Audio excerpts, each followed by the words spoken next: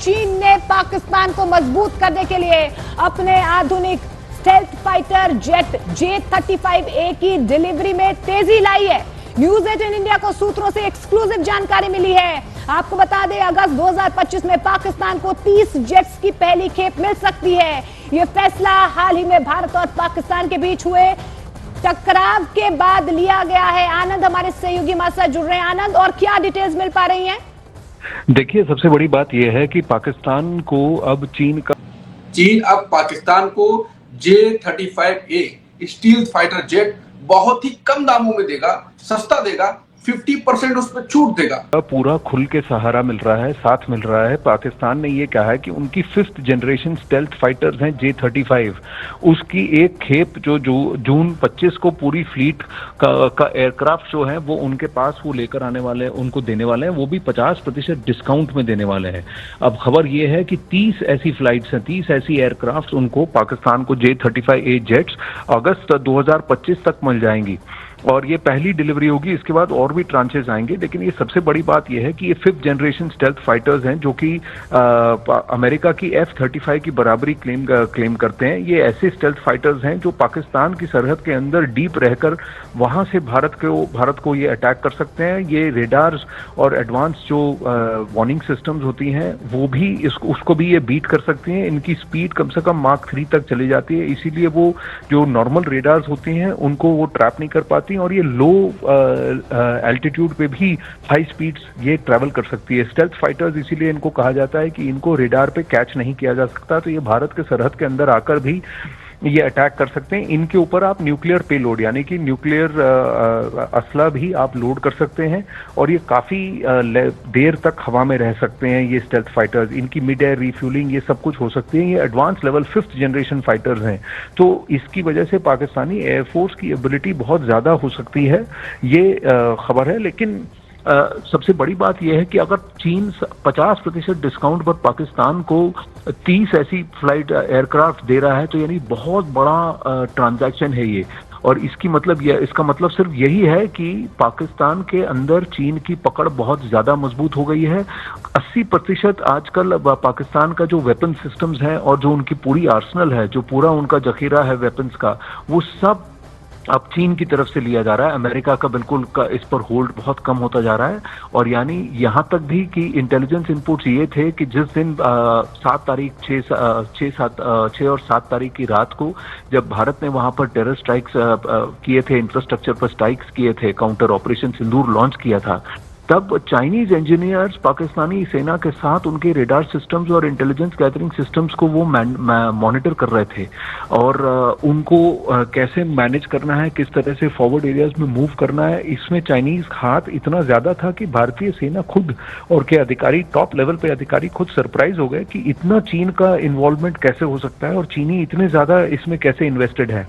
तो लेकिन हमारे चारों तरफ जो हो रहा है, जिसका तुमने इशारा किया, वो ज्यादा गंभीर है और उस पर सोचने की जरूरत है कि क्या हमारी जो विदेश नीति वर्तमान में जैसी चल रही है, जिसके चलते अभी एक लगभग युद्ध जैसी स्थिति में हमने पाया कि हमारे साथ दुनिया में कोई नहीं, हम एकदम नितांत अकेले हैं और हमसे 1/7 हमारी अर्थव्यवस्था, 1/6-7 के बराबर 10, बल्कि बिल्कुल निकृष्ट अर्थव्यवस्था वाले पाकिस्तान के साथ 3 देश खुलेआम सामने आ गए, जिसमें एक बहुत महत्वपूर्ण है जो हमारी समस्या का भी कारण है, वो है चीन।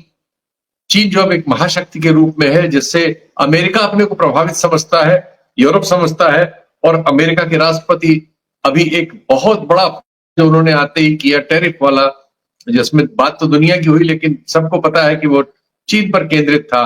तो जिसके अस्तित्व से इतने ताकतवर देश को अपने अस्तित्व पर खतरा लगे, भारत के पड़ोस में बसा होने के नाते और भारत से जो रिश्ते हैं उन रिश्तों में कड़वाहट होने के नाते जो कुछ घट रहा है, इस पर आंख मूंद लेना या ये इंतजार करना कि जो अपने आप तय हो जाए वो हो जाए, ये तो मतलब दूरंदेशी नहीं कही जा सकती। और ये भारतीय नागरिकों के लिए, भारतीय समाज के लिए, भारतीय राष्ट्र के लिए ये बहुत ही चुनौतीपूर्ण स्थिति है।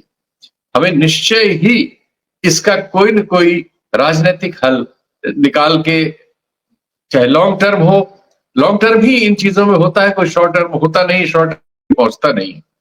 जो 3-4 खबरें हैं जो बहुत महत्वपूर्ण है और जिन पर एक एक करके तुम्हारे इस छोटे से कार्यक्रम में बात की जाए। देखिए, चीन के साथ हमारा सीमा विवाद है, बीच में बहुत दिनों तक शांति रही, लेकिन फिर इस सरकार के आने के बाद अभी गलवान में एक हमसे झड़प हुई, वरना उसके पहले 67 के बाद से, पिछली सदी के 1967 के बाद से इस गलवा वाली घटना के पहले, वैसे गलवा में भी कोई फायर नहीं हुआ, दोनों बॉर्डर्स में एक फायर नहीं हुआ। विवाद है, लेकिन ये चीज थी। तो हमारी राजनीति ने, उनकी भी और हमारी भी राजनीति ने ये चीज हासिल कर रखी थी कि विवाद है, लेकिन विवाद इस सीमा पे नहीं है कि आपस में गोली वोली चल जाए, मृत्यु हो जाए, जो गलवा वाले कांड में हुई बहुत वर्षों बाद। तो यानी ये संभावना हमारे भीतर है कि हम इन रिश्तों को एक कोई सकारात्मक रूप भी दे सकते हैं या इनको हल भी कर सकते हैं। तो ये, लेकिन अभी की जो परिस्थिति है, जैसा हमारी पूरी राजनय है, उससे ऐसा नहीं लग रहा है। उसका नतीजा क्या हो रहा है कि पाकिस्तान की हमारी एक और समस्या है। हमारे ही देश का वो टुकड़ा है और धर्म के नाम पर अलग हुआ, उसने अपने को एक धार्मिक राज्य में तब्दील किया, फिर वहां फौज ने लगभग सब कुछ निगल लिया और अब उसने एक अनवरत अपना डॉक्ट्रिन, अपने अस्तित्व का ही डॉक्ट्रिन ये बना लिया है कि वो भारत का विरोध करेगा। और उसमें कश्मीर एक समस्या है जो आजादी के मिलने के साथ से चली आ रही और आज तक कायम है। अब भारत इसको कैसे हैंडल करे, ये बहुत महत्वपूर्ण सवाल है, क्योंकि हमारी राजनीति का अधिकांश हिस्सा, इस समय जो राजनीति है उसका तो लगभग 90% हिस्सा पाकिस्तान केंद्रित है। और पाकिस्तान चूंकि इस्लाम के नाम पे बना तो इस्लाम केंद्रित है। तो हमारी पूरी राजनीति, पूरी समझ कोई एक विकसित यानी तरक्की के दायरे की जगह एक मूर्खतापूर्ण विवाद में फंसी हुई है, जिसका कोई हमारे पास हल नहीं है। और हमारे लोगों की जान जा रही है, हमारा माल खर्च हो रहा है, हम युद्ध में जा रहे हैं, बदनाम हो रहे हैं, अपनी बात बताने के लिए हमें दुनिया में जाना पड़ रहा है। एक बड़ा देश, दुनिया की सबसे बड़ी आबादी का देश होने के बावजूद और एक बहुत बड़ी अर्थव्यवस्था होने के बावजूद हम उलझे हुए। ऐसे उलझे में जब ऐसी खबरें आती हैं, बांग्लादेश में आप जानते हैं कि एक सरकार बदल गई, सरकार थी वो हमारे अनुकूल थी, वो प्रधानमंत्री को भाग के भारत आना पड़ा, वहां एक नई आंतरिक सरकार बनी है, उसके रवैये से हमारे लिए चिंताएं बढ़ गई। तात्कालिक चिंता यह है कि जो तीस्ता रिवर प्रोजेक्ट था हमारे और बांग्लादेश के बीच, वो चीन के हाथ जा चुका है। और दूसरी उससे लगी हुई समस्या, ये ब्रह्मचलानी साहब ने ट्वीट किया और हमारे यहाँ भी उस पर खबर हुई, सत्येंद्र ने उसको कवर किया, जिसमें ये आया कि वो एक हवाई अड्डा है जो हमारे जो चिकन नेक है सिलीगुड़ी के पास, जहां हम बहुत पतला हो जाता है भारत का नक्शा और बांग्लादेश आ जाता है, दूसरी तरफ चीन आ जाता है, उसके पास का एक हवाई अड्डा है जो अंग्रेजी राज के जमाने में था और अस्तित्व में नहीं था, निशानदेह की तौर पर था। उसके रिवाइवल की योजना है बांग्लादेश की और वो चीन की मदद से उसको रिवाइव करना चाहता है। ये जो हवाई अड्डा है लाल मोनिर हाट करके है इसका नाम। अगर क्या भी तो खबर आगे बढ़ चुकी है, चीन की मदद से रिवाइव होता है तो चीन को एक सामरिक तौर पर अगर हम सोचें कि हमारे जो रिश्ते हैं जैसे कड़वे हैं वो ऐसे अगर बने रहते हैं तो हमारे लिए बहुत ही खतरनाक परिस्थिति। अभी जो हमारी स्किर्मिश पाकिस्तान के साथ हुई, उसमें जो सबसे बड़ी चर्चा है वो चर्चा भी इसी पर केंद्रित है कि जो चीन ने सामरिक मदद पाकिस्तान को दे रखी है, क्योंकि इस बार जो कुछ पाकिस्तान ने इसमें इस्तेमाल किया वो सब चीन का बना हुआ है।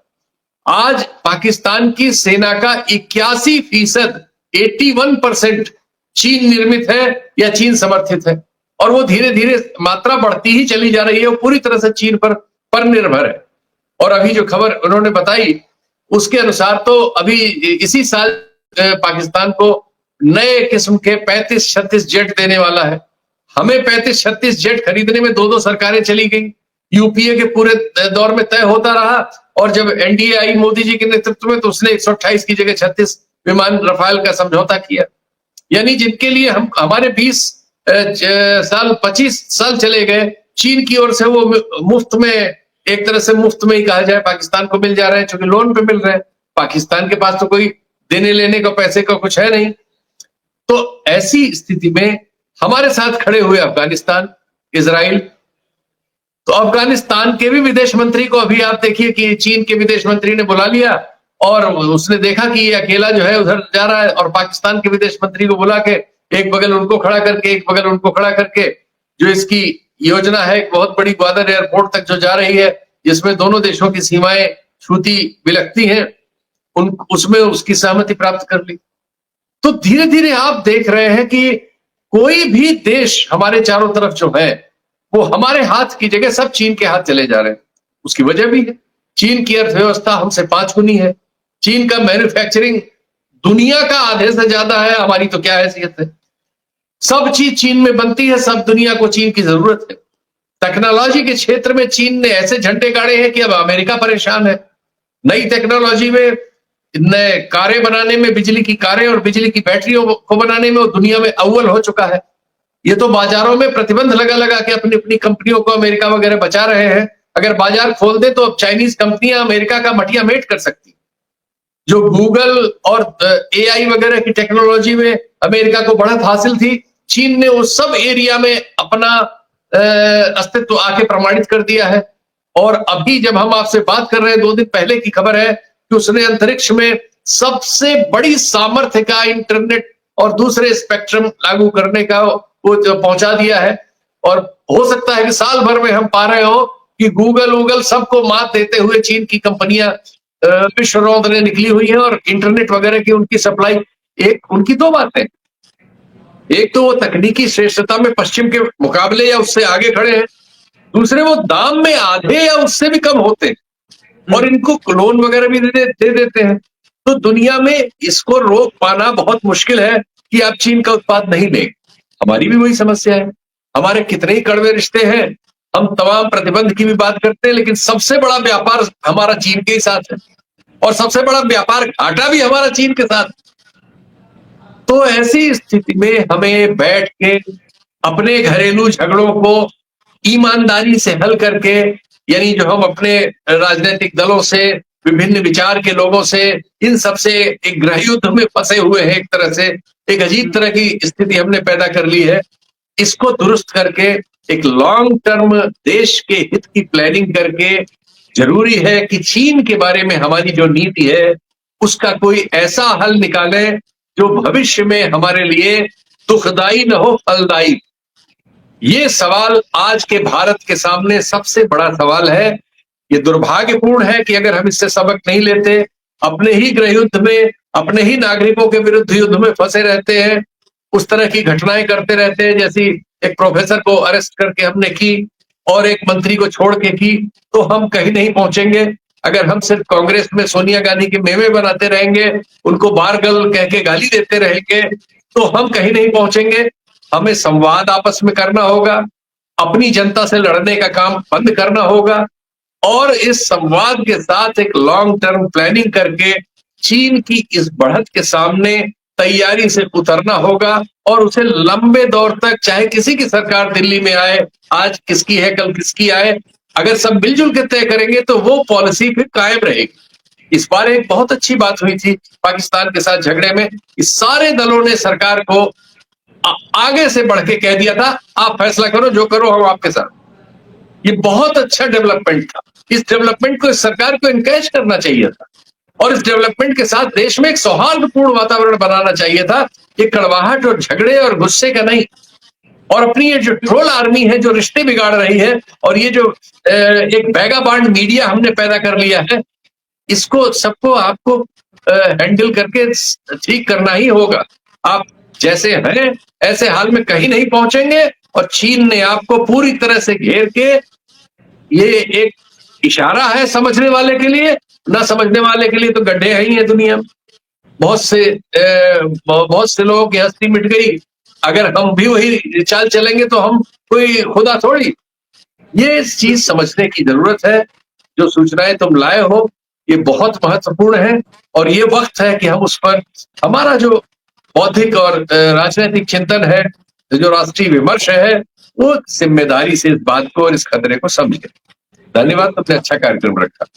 बिल्कुल, और कार्यक्रम को यहीं पे खत्म भी कर सकते थे, लेकिन आखिरी सवाल जैसे कि शुरुआत करी और उसी से खत्म करेंगे। अगर चीन पाकिस्तान को, जो कि बात तो यही है कि अगस्त में मिल रहा है, J-35A वायुसेना में उसकी शामिल हो जाता है, तो भारत की वायुसेना में भारत को क्या विकल्प भारत के पास हैं? देखो, हथियारों की दौड़ का कोई विकल्प होता नहीं है। हमें और हमारे बजट में गरीबी के काम को छोड़ के और हथियारों की दौड़ में जाना पड़ेगा। निश्चय ही इस फैसले के बाद हमें भी 5वीं 6वीं जनरेशन के जहाज किसी न किसी देश से, चाहे अमेरिका से ले, चाहे रूस से ले, चाहे फ्रांस, यूरोप से ले, किसी न किसी से लेने पड़ेंगे। और जो हमारा फ्लीट है पहले ही कमजोर है हमारे वायुसेना अध्यक्ष के अनुसार, तो हमें हमारे ऊपर एक बड़ा आर्थिक बोझ आ गया है इस फैसले से ही, इस झगड़े से ही आ गया एक्चुअली। तो उस झगड़े में भी हमारा बहुत आर्थिक नुकसान हुआ है, क्योंकि हम एक विकसित होने के क्रम में लगी हुई अर्थव्यवस्था है। झगड़ा हमें बर्बाद करेगा, पीछे ले जाएगा। हमारे जो विकास वगैरह के लिए जरूरी धन है वो के और इन चीजों पे खर्च होगा, और अब हम इस युद्ध में फंस गए हैं। हमारे पास कोई वे आउट नहीं, हमें करना ही पड़ेगा। तो हम कुल मिला जुला के इस समय नकारात्मक परिस्थिति में है। सकारात्मक यह है कि ऐसे मसलों में देश में एक एकता है।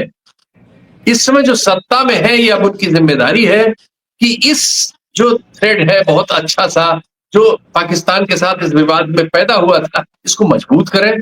पहले अपने घर को दुरुस्त करें, फिर अपनी नीयत और नीति को दुरुस्त करें, और चीजों को लॉन्ग टर्म एक ठीक पर्सपेक्टिव में ले जाएं। इन चीजों को युद्ध की जगह शांति से ही हल किया जाता है दुनिया में। आखिर में हर युद्ध के बाद एक आपको शांति वार्ता ही करनी होती है, तो पहले वो करें और ये नौबत ना आए, वो ज्यादा बेहतर तरीका होगा, यही मैं कहूँ। बिल्कुल। तो आगे अब अगर अभी तक आप वीडियो देख रहे हैं तो आपने पूरा जो शीतल जी ने कहा वो आपने समझ लिया होगा, तो मुझे वो चीजें रिपीट नहीं करनी पड़ेंगी। आखिर में वो बात वही है कि जो भारत में अभी एकता दिखाई गई पाकिस्तान के साथ, जब वॉर संघर्ष हुआ उसके बाद, उस नीति को और नियत को, जैसा कि सर ने कहा, उसको दुरुस्त करने की जरूरत है। आपस में नहीं उलझने की जरूरत है, और जो पाकिस्तान चीन को सौंप रहा है, चारों तरफ से हमको घेरने की कोशिश कर रहा है, उस पर सोचने की जरूरत है।